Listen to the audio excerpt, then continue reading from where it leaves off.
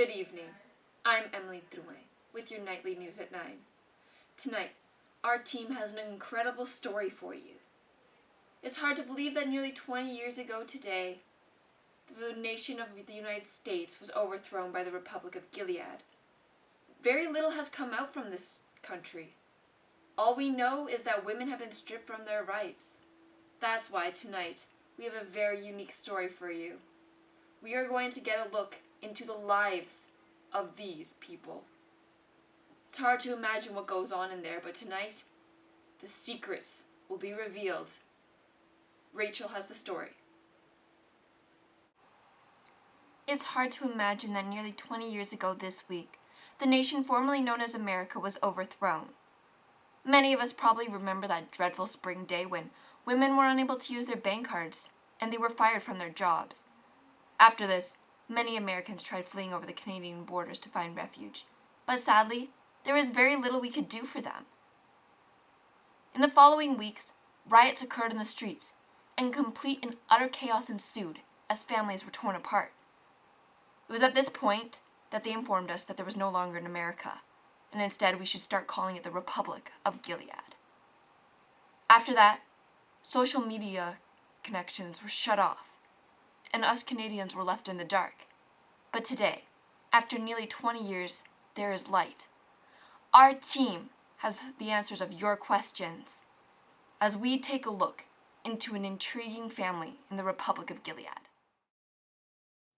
This is a Martha. She cooks, and she cleans, and is basically an equivalent to a servant or a maid.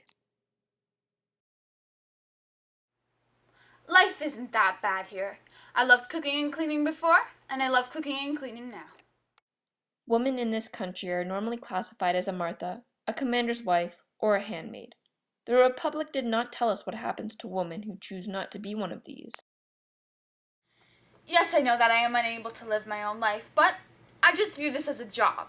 It's just a job where I have to work 24/7. When you look at it that way, it's not that bad. The commander is the head of the household. He, however, is asked not to be shown on this video.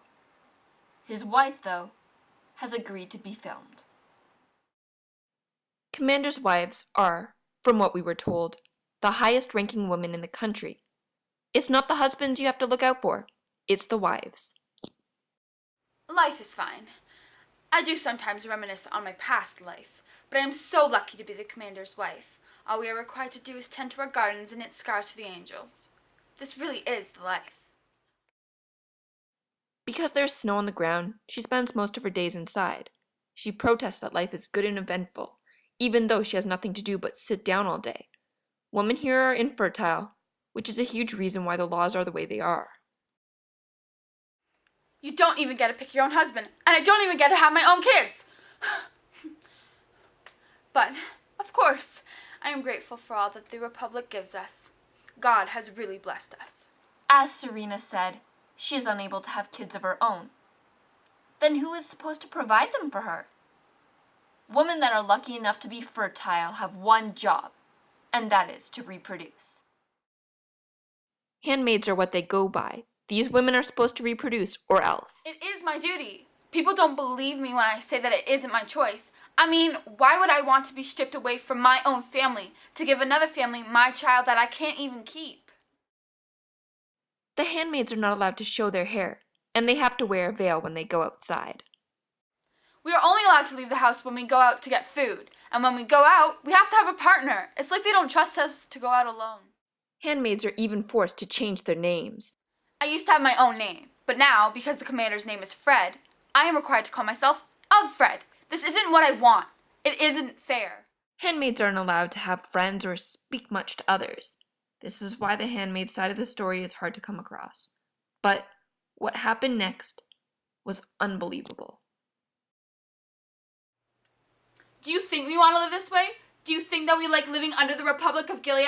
Why aren't we allowed to have rights? Women are human too. You can't force us to be like this forever.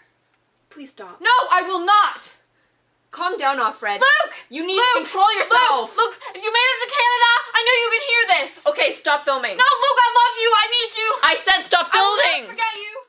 The handmaid of this household couldn't handle it. The aunt who had been supervising our interview apologized for her behavior and kindly asked us to pack up and leave. We were unable to shoot any more footage, and this segment that we had just shown was asked to be deleted. But after thinking long and hard about this, we came to the conclusions that you Canadians deserve the right to know what is really going on in the Republic of Gilead. This has been Rachel Walker, signing off. Thank you, Rachel, for that intriguing story. Coming up after the break, where are all the geese going?